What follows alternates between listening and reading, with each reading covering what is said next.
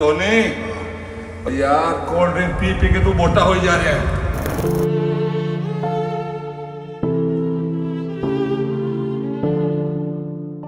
क्या एक बाप की जान लेने वाला कोई अपना ही हो सकता है? क्या एक बेटी जिसे वो अपनी जान से भी ज्यादा चाहता था वही उसकी मौत की वजह बन सकती है? दोस्तों, बॉलीवुड के जाने माने एक्टर मुकुल देव की अचानक हुई मौत ने हर किसी को सदमे में डाल दिया है। लेकिन अब इस मौत के पीछे जो राज सामने आ रहा है वो बेहद चौंकाने वाला है। ये कोई हादसा नहीं था और ना ही कोई आम बीमारी का मामला, बल्कि शक की सुई घूम रही है एक ऐसे शख्स की तरफ जिसे मुकुल देव ने कभी अपनी पूरी दुनिया माना था, उनकी अपनी बेटी सिया। क्या यह सिर्फ एक फैमिली डिस्प्यूट था या इसके पीछे छिपा है कोई गहरा राज? और सबसे बड़ा सवाल, अगर बेटी ही वजह थी तो आखिर ऐसा क्या हुआ था इन दोनों के बीच? राहुल देव का एक इमोशनल लेकिन रहस्यमयी बयान अब इस कहानी को और भी पेचीदा बना रहा है। इस वीडियो में हम जानेंगे वो सच जो कैमरों से हमेशा छिपा रहा, वो कड़वी हकीकत जो शायद मुकुल की मुस्कुराहट के पीछे कहीं दब गई थी। तो बने रहिए हमारे साथ, क्योंकि आज हम खोलेंगे उस चुप्पी का ताला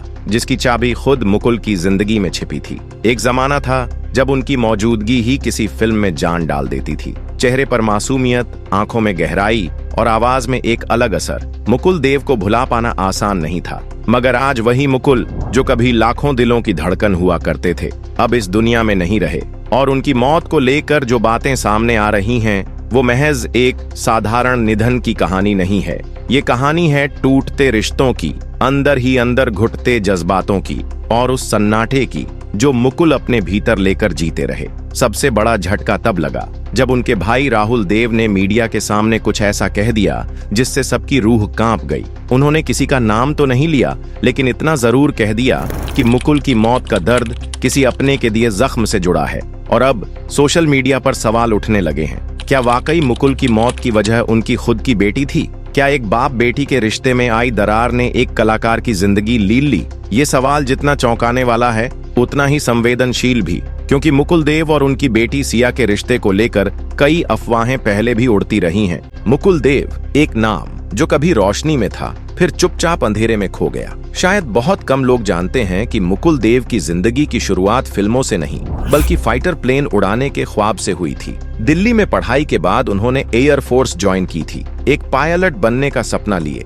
लेकिन जिंदगी ने एक अलग स्क्रिप्ट लिख रखी थी। जहाज की कॉकपिट से निकलकर वो कैमरे के सामने आ खड़े हुए। 1996 में महेश भट्ट की फिल्म दस्तक से उन्होंने बॉलीवुड में कदम रखा। बिना किसी गॉडफादर, बिना किसी बड़े नाम के उन्होंने अपनी पहली ही फिल्म में खुद को साबित किया। वो एक स्टार थे, काबिल, जुनूनी और सच्चे आर्टिस्ट। लेकिन ये इंडस्ट्री जितनी चमकीली दिखती है उतनी ही बेरहम भी है। धीरे धीरे वो लीड रोल्स से साइड रोल्स में धकेले गए। सन ऑफ सरदार, जय हो, यमला पगला दीवाना जैसी फिल्मों में उनका काम शानदार था, मगर पहचान वही मिली जो बस ठीक है वाली होती है। स्टारडम, जिसकी उन्होंने कल्पना की थी, कहीं गुम हो चुका था। वक्त बीतता गया, ऑफर्स कम होते गए और मुकुल के इर्द गिर्द सन्नाटा गहराता गया। उनके दोस्त बताते हैं कि पहले वो हर महफिल की रौनक थे, हर पार्टी में सबसे ज्यादा चमकने वाले चेहरे। लेकिन एक वक्त ऐसा भी आया जब वो चुप हो गए,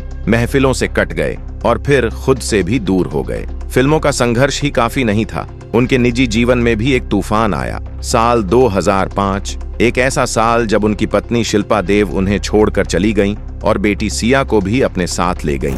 ये सिर्फ एक रिश्ता टूटने का नहीं, एक बाप का दिल टूटने का भी किस्सा था। मुकुल इस बारे में कभी खुलकर कुछ नहीं बोले, लेकिन उनके करीबियों ने महसूस किया कि इस एक झटके ने उन्हें अंदर से तोड़ दिया था। और फिर आया सबसे गहरा घाव, साल 2019 में उनकी मां का निधन। यह वो रिश्ता था जिससे वह सबसे ज्यादा जुड़े हुए थे।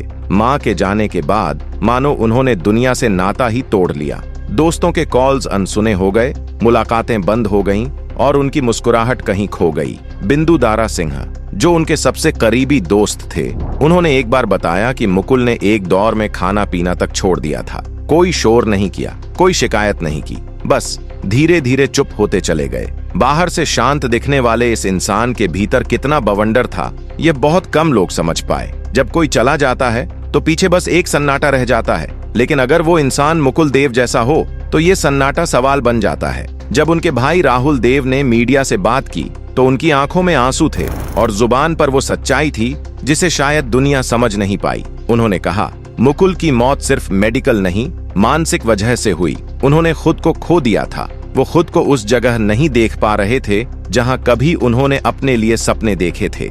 राहुल बताते हैं कि मुकुल बहुत संवेदनशील इंसान थे। छोटी छोटी बातें उन्हें अंदर तक तोड़ देती थीं और जब उनकी जिंदगी से उनकी माँ और बेटी चली गईं, तो मुकुल पूरी तरह से टूट गए। उन्होंने खुद को सबसे अलग कर लिया। न कोई नया कांटेक्ट जोड़ा, न पुराने दोस्तों से बात की। उनके सबसे पुराने दोस्त बिंदु दारा सिंह ने भी कहा कि मुकुल जैसे कहीं खो गए थे। न उनसे बात होती थी, न वो किसी से मिलते थे। यहाँ तक कि उन्होंने खाना पीना भी कम कर दिया था। वो अक्सर अकेले एक कोने में बैठकर पुरानी बातें याद करते रहते थे।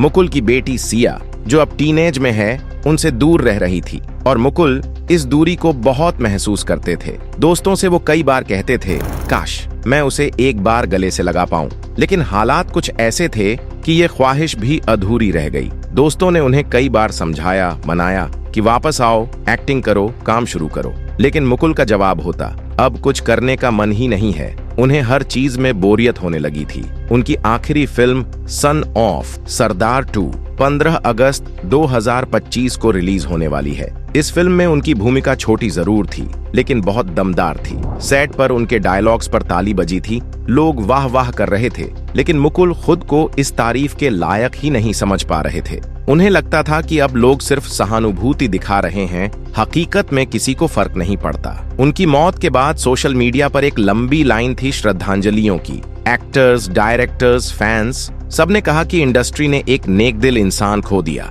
लेकिन सवाल ये है, जब वो जिंदा थे तब किसी ने ये सब क्यों नहीं कहा?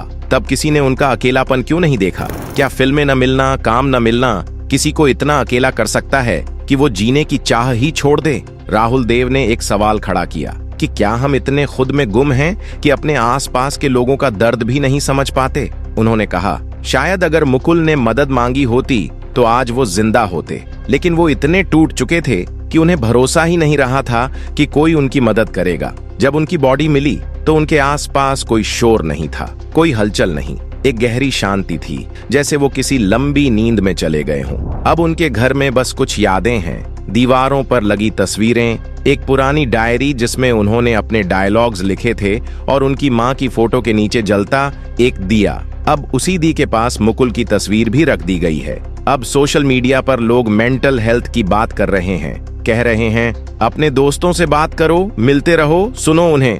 काश ये बातें मुकुल के जिंदा रहते होती।